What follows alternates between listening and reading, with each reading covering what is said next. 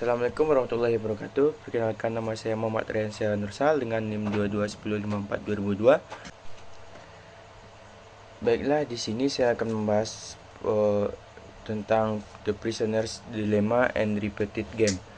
The Prisoner's Dilemma and Repeated Game ini adalah dilema tahanan permainan di mana setiap pemain memiliki strategi dominan. Tetapi keseimbangan yang muncul ketika semua pemain menggunakan strategi dominan, mereka memberikan hasil yang lebih buruk bagi setiap pemain daripada yang akan muncul jika mereka semua menggunakan strategi dominan mereka sebagai gantinya. Nah, sifat paradoks dari hasil keseimbangan ini mengarah pada beberapa pertanyaan yang lebih kompleks tentang sifat interaksi yang hanya dapat dijawab oleh analisis yang lebih menyeluruh. Nah, tujuan dari bab ini adalah untuk memberikan ketelitian tambahan bagi para pemain dan dalam mengambil keputusan. Di sana juga mencatat sifat dari keanehan keseimbangan yang sebenarnya merupakan hasil buruk bagi para pemain. Para tahanan dapat menemukan hasil lain, keduanya lebih suka hasil keseimbangan tetapi mereka sulit untuk mewujudkannya. Fokus bab ini adalah potensi untuk mencapai hasil yang lebih baik. Artinya mempertimbangkan apakah dan bagaimana para pemain dalam dilema tahanan dapat mencapai dan mempertahankan hasil kerjasama mereka yang saling menguntungkan, mengatasi intensif terpisah mereka untuk membelot demi keuntungan individu. Nah, pertama-tama meninjau permainan dilema tahanan standar dan kemudian mengembangkan 3 kategori solusi. Metode solusi pertama dan terpenting dari pengulangan. Permainan 1, tembakan standar. Nah, di sini kita lihat untuk pilihan. Di sini ada tabelnya. Jika si suami nih, tadi kan kita mencapai hasil yang kooperatif melalui tindakan yang tidak kooperatif. Berarti kita ingin hasilnya itu sama gitu, sama-sama menguntungkan dengan tindakan memikirkan diri sendiri gitu. Jadi di sini anggaplah pada si suami memilih mengatakan yang sebenarnya, si suami akan mendapatkan payoff di 10 tahun. Dan jika pada si suami menyatakan kebenaran, sedangkan si istri tidak menyatakan kebenaran atau menolak, maka si suami akan mendapatkan 1 tahun payoff. Nah, jika di sini yang pilihan kedua, suami memilih untuk menolak, si suami akan mendapatkan payoff 25 tahun.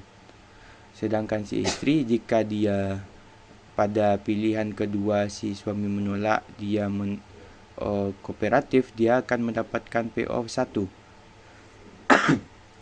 tahun. Nah, yang membingungkannya di sini adalah bagaimana si suami mendapatkan payoff yang baik, dan si istri juga mendapatkan payoff yang baik dengan memilih pilihan pribadi atau individualitas dengan pilihan yang terbaik menurut mereka masing-masing. Nah, di sini suami akan memilih jika si suami menyatakan kebenaran, apakah si istri akan menyatakan kebenaran juga? Di sini yang bikin dilema, bahwa si suami tidak tahu pilihan dari si istri, apakah dia menyatakan atau tidak menyatakan, atau menolak untuk menyatakan. Jika si suami memilih untuk menyatakan sedangkan si istri tidak, si suami akan diuntungkan di sini karena si suami mendapatkan payoff-nya 1 tahun. Nah, dan jika si suami memilih menolak, si suami kan nggak tahu nih, si istrinya milih confess atau deny. Jika si suami menolak, maka suami akan mendapatkan payoff. Jika suami menolak, sedangkan si istri menyatakan kebenaran, maka si suaminya akan mendapatkan 25 tahun. Gitu. Jadi yang bikin dilema itu ini pilihan antara dua individu ini dengan pilihannya masing-masing gitu. Itu yang bikin dilema sebenarnya.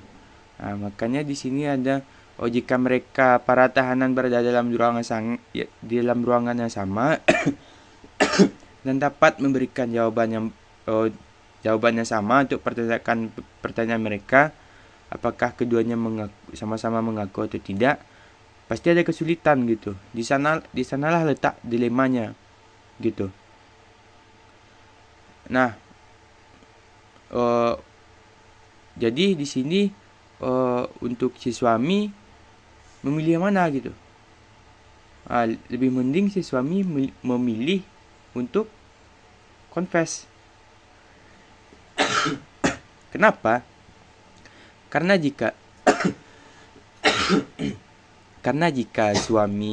suami memilih confess, kan si suami nggak tahu nih istrinya memilih confess atau deny. Lebih mending suami memilih confess, menyatakan. Karena suami nggak tahu, lebih mending milih confess daripada deny. Karena di sini bisa kita lihat jika si suami memilih menolak dan si istri juga memilih untuk confess, nah si suami akan dapat 25 tahun. Begitupun sebaliknya, si istri pun begitu. Nah, jadi di sini payoff-nya di sini 10, berarti si suami dan si istri harus confess dua-duanya. Kenapa tidak menolak? Karena jika si suami kalau di sini berarti tidak ada dilema dong, gitu. Gak ada dilema, sama-sama mereka bisa sama-sama menolak karena mereka tahu pilihan satu sama lain gitu. Lanjut yang ke pembahasan kedua, yaitu tentang repeated game atau permainan berulang.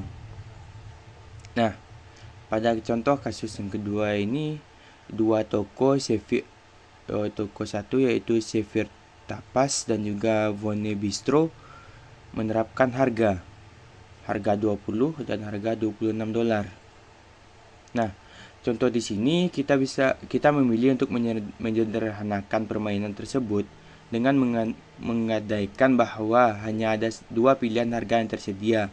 Harga terbaik bersama-sama atau kolusi sebesar $26 atau harga keseimbangan NES sebesar $20. Imbalan atau keuntungan yang diukur dalam ratusan dolar per bulan untuk setiap restoran dapat dihitung menggunakan fungsi kuantitas atau permainan. Nah, katakanlah Xavier menyimpang dari strategi penetapan harga ini. Ia dapat menetapkan keuntungan 324 menjadi 360. Nah, keuntungan 324 menjadi 360 sini. Nah, namun kerjasama yang tersebut tidak dapat dilanjutkan dan saingan Xavier ini, yaitu Von tidak akan memilih alasan untuk bekerja sama sejak saat itu. Setelah kerjasama rusak, mungkin secara permanen keuntungan Xavier adalah 228. Di sini, berada di sini. Keuntungan Xavier di sini. Karena tidak adanya kerjasama lagi gitu antara Xavier dan Von sini. Keuntungan mereka sama-sama di 288. Nah, jika Xavier tidak pernah membelot dengan mendapatkan 36 atau $3.600 dalam satu bulan pembelotan, Xavier akan kehilangan $3.600 setiap bulannya setelah itu dengan menghancurkan kerjasama. Bahkan jika hubungan tersebut hanya berlangsung selama 3 bulan, tampaknya pembelotan bukanlah kepentingan bagi Xavier.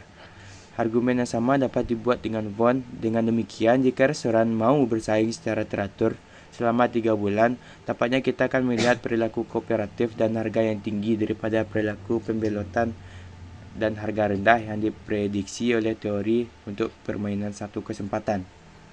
Nah, di sini kita bisa melihat antara dua toko menetapkan harga. Di sini ini, jika ini tidak adanya kerjasama di sini. Jadi, jika Xavier menetapkan harga 20 dan Von menetapkan harga 20 juga, di sini mereka mendapatkan untung 288. Nah, jika Xavier menetapkan harga sebesar 26 dolar dan Von menetapkan harga sebesar 20 dolar, maka yang lebih diuntungkan itu adalah Von, gitu. Untuk yang kedua jika Xavier menetapkan harga 20 dan Von menetapkan harga 26 dolar, maka sebaliknya, gitu. Dan jika sama-sama 20 mereka menetapkan 26 dolar, maka mereka akan mendapatkan keuntungan di sini 324. Ini ketika kapan? Ketika mereka bekerja sama, gitu. Tidak ada pembelotan. Dan di sini ada pembelotan tadi. Tidak adanya lagi kerjasama, gitu. Maka mana yang lebih baik antara dua toko ini untuk memilih? Di sini bukankah lebih baik jika antara dua toko ini mendapatkan keuntungan lebih besar, gitu.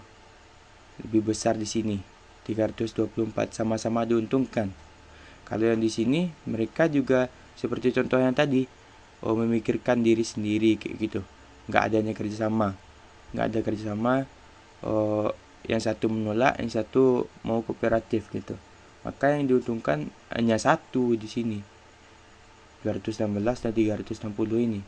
Jika di sini mereka juga nggak sama-sama kerjasama atau menolak kerjasama atau membelot, mereka berdua mendapatkan keuntungan yang turun, gitu, signifikan turun. Jika mereka sama-sama bekerjasama untuk menetapkan harga 26 dolar, mereka akan mendapatkan 324 dolar, gitu. Mungkin sekian dari saya. Terima kasih. Mungkin yang kesimpulan yang dapat saya sampaikan di sini adalah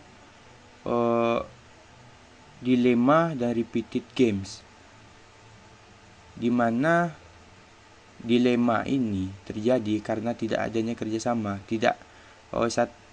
antara dua belah pihak atau dua belah pemain tidak mengetahui jawabannya satu sama lain, gitu. Makanya mereka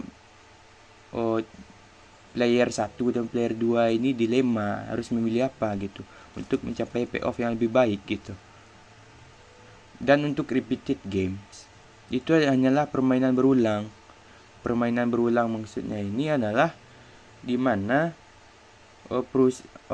contoh kayak tadi antara dua toko atau perusahaan tadi, mereka menetapkan harga di mana mereka dapat untung yang sama-sama besar ketika bekerja sama, dan